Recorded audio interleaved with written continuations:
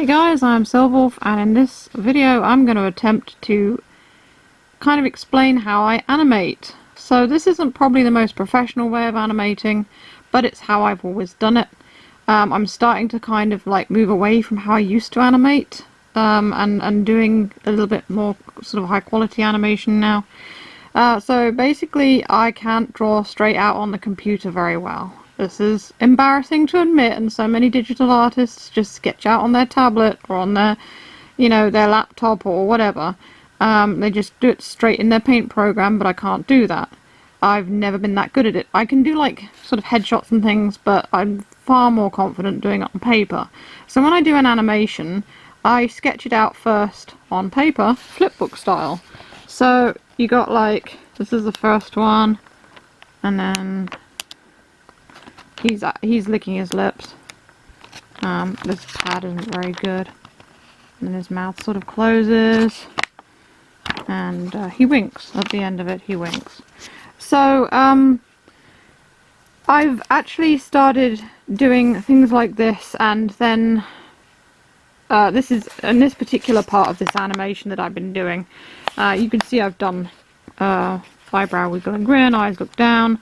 So I can draw things like that in on the computer. And also another thing I've been doing is a flipbook style thing, but I've also been only drawing the parts that are moving on the page, and then scanning it into the computer and only redrawing the parts that are moving, which makes it a bit quicker.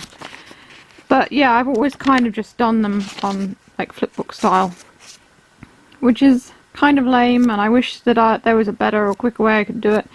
But I used to do animations like, I would draw them flipbook style, and not only would I just like redraw the moving parts, I'd redraw the entire thing. And it's funny, the more that you kind of like trace over something, no matter how hard you try, it becomes kind of like it's no longer like accurate, so it will start to change shape. So for example, here you can see his head has actually got a bit smaller. You can see in these two that the head has got smaller, and that is an issue I think other animators have as well. But when I scanned it in on the computer, I made his head a little bit bigger, knowing that I had, made it too small. So reverse last 4 frames. So his eye is closing. The last 4 frames would be him opening his eye again, so I can copy and paste frames, which makes it easier. Now how I used to do it was I would draw them flipbook style, I would ink all of them, I'd scan them all into the computer, I'd use a paint fill bucket to colour them, and then I would put them in something like ULED GIF Animator. I call them GIFs, some people call them GIFs, but I think I read somewhere that the original pronunciation was GIF, so that's what I call them. Yeah, I would use a program like that, and I would make it into an animated GIF, and that would be that. Now I'm going to show you some animations that I've done, so that you can see what my old animation looks like versus my new animation. Now this particular thing with my character Sprocket here is part of a larger animation that's pushing 200 frames as I make this video, which I'm very proud of, but I cannot show for reasons. So, but I can show this part where he winks. So that's what I'm going to be showing, and I'm going to kind of show you how I did it. So all of these frames get scanned into the computer, and they get put onto a canvas, and what I basically do is I put in this to sort of trace over, and then I duplicate the layer and erase the parts that have moved, draw in the moving parts, and then I duplicate that layer and do the same layer after layer. So the animation, his head and everything and his face and all that remains the same, but any parts that move are changed. So he actually lifts his head up here and he winks, and from the other position that he was in. Let's see, he's lifted his head up and he's kind of winked. So it's kind of complicated to explain, but this is how I make my animations. And at the moment, the program that I'm using is Jask Animation Shop. Now, Jask Animation Shop is part of, no one will remember who's watching this video. It's unlikely anyone will, but it's a part of PaintShop Pro, which is an old program from like the early 2000s. Yes, I still use it. Not usually, because I normally work in Paint Toolsci, but I still use these things to animate. I also have Power Director because I'm planning to add sound to it later, and I will link to you in the description in this video if I remember. I did make one animation with sound and it is on YouTube. It's my character Rictus. I provided the voice and he doesn't say very much, but it's like 33 frames or something and it's terrible. So that was like over 10 years ago I did that. So I will next show you on my laptop the program I use and how I make the animation. Okay, so here we have the one of the frames in Photoshop. Now I use a combination of Paint Toolsci and Photoshop. So what I do is I scan in the flipbook and each frame I do on a new layer. So this is layer 1 and then layer 2. You can see his mouth's open. Whoop, just deleted all, oh, not deleted them, but I just turned the layers off. So his mouth's open. If I move it up, you can see he's starting to sort of like stick his tongue out, and he's starting to lick his lips there, and so on and so forth. And so I do each of these layers. You can see if I lay them all on top of each other, you can actually see the parts that are moving. It looks a real mess. But that's basically what's going on here. Get rid of all of them, and there you go. So I do all this, I do each piece of line work, and then I make each of these images like a separate image. So I copy and paste each frame onto a new canvas, save it and number it, and then I can use these frames in making the animation. So I actually decided to colour this one, although I have done two versions of it, coloured and non-coloured. And what I do is the whole animation that this is part of is not going to be coloured, but I thought it'd be fun to colour this. I put it into the image preview here. This is just the regular Windows image preview program. I'm running Windows 7 on this computer, which is way better than Windows 10.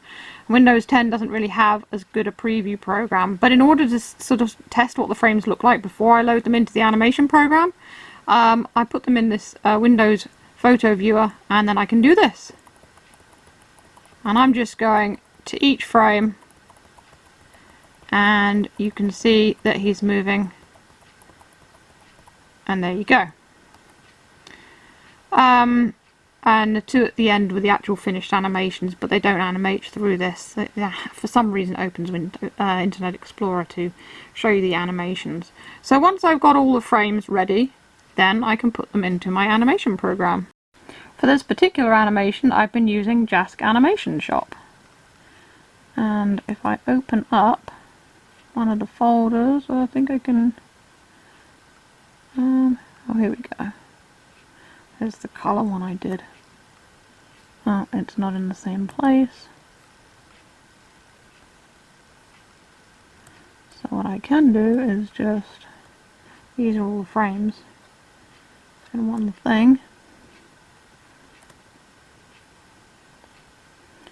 What I can do is this.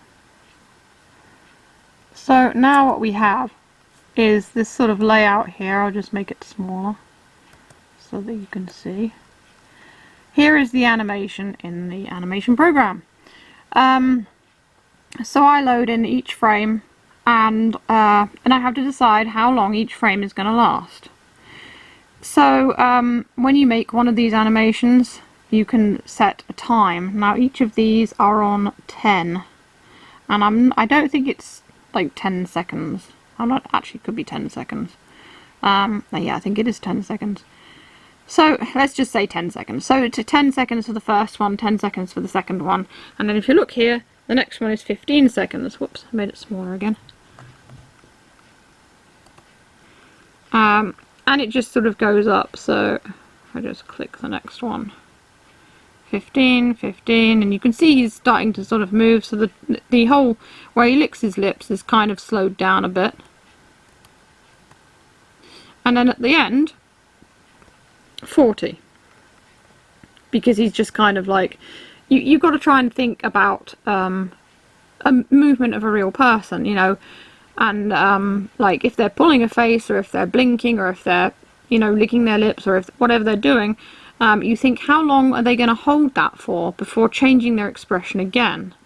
And you've got to make it look natural. So the next one I put here is 30 and 30, and so the eyebrows I've put at 10 again, because when you sort of like wiggle your eyebrows, it doesn't take very long to do.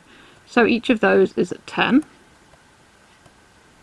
and then 20 for him looking down, because he's looking down quite slowly. Once his eyes actually look completely down, he pauses there for a moment, so I put it in at 100. It's not seconds actually, I don't think, because 100 seconds would be more than a minute, and that's just odd. I think it's like milliseconds or something. And then 20 to move his eyes back up. And then 110 because he's just sort of like looking at the camera again and kind of pausing there. And then we've got him winking. Now, I did a black and white version of this, and the black and white version, I did all of the winking animation 10 each. But on the colour one, I thought, you know what, he's going to actually, let's slow that wink down, because you could barely see it when I did the black and white one. So I figured, you know what, 30 for the actual eye closed part of the wink. And to be fair, it looks much better. And then coming back out of it again, it's just 10, 10, 10. And the final one is 60, because this is a looping animation, it loops infinitely, and, well, I don't want it to sort of fly into the next sort of go round of the animation, so I figured I'll pause it at the end, which shows that it's finished, and then it'll, you know, sort of go on again. And I also put in my sort of website address there at the bottom. Now, with this particular animation program, you can't just type it in one frame and it'll appear in all of them, or if you can, I don't know how to do it. So there is like a little crosshair thing up here, and you put that on the registration mark. You just put that on the bottom of the picture, and you can use it to sort of gauge where you're going to put the writing that you have on your animation. So I put the writing on the first frame, and then I used the cross to help me figure out where I put it on the next frame, and so that's how I get it the same, so it's not jumping around everywhere. Right, so I guess you want to see the animation in action, and for this we will go on to the Mac. Okay, so we have a few animations on my website. Now, the first one there you can see, I don't know if you can see the mouse, I think it shows up in the recordings, is my character Mutual, and he's walking, and this is the second time I've animated this. The first time was an absolute, well, it just wasn't very good. This particular animation here I did digitally, and I did put a few more frames in, so it looks like he is properly sort of walking, his tail's wiggling and his feet are moving, and it looks really good. But, well, I think it looks really good. The original one that I did had about 4 frames, and it was really, really jumpy. It didn't really look like he was walking at all. I mean, even this one here, it's not like super smooth, but I did it a long time ago, and I was still kind of learning. And walk cycles and running cycles are some of the sort of like the main things that people use to practice. The one that you see on the right over here is Bass Raver, who is a, what was he? He was a sound hound, which was a species by someone else, but you could make your own back in the day. I don't actually have a date on it. But anyway, the sort of like his skull glowed or something like that, and as you can see, I sort of animated that. Now, the whole glowing skull thing I did with a mixture of effects in an animation program. So it actually looked really, really good by the time I'd finished it, but I didn't sort of animate it as such.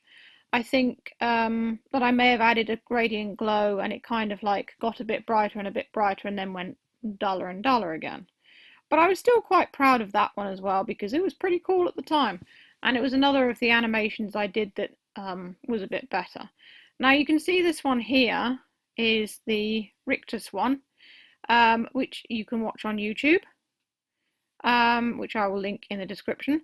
But with the Rictus one, and actually I think I've got another one of him that I can show you if I could go up the page a minute.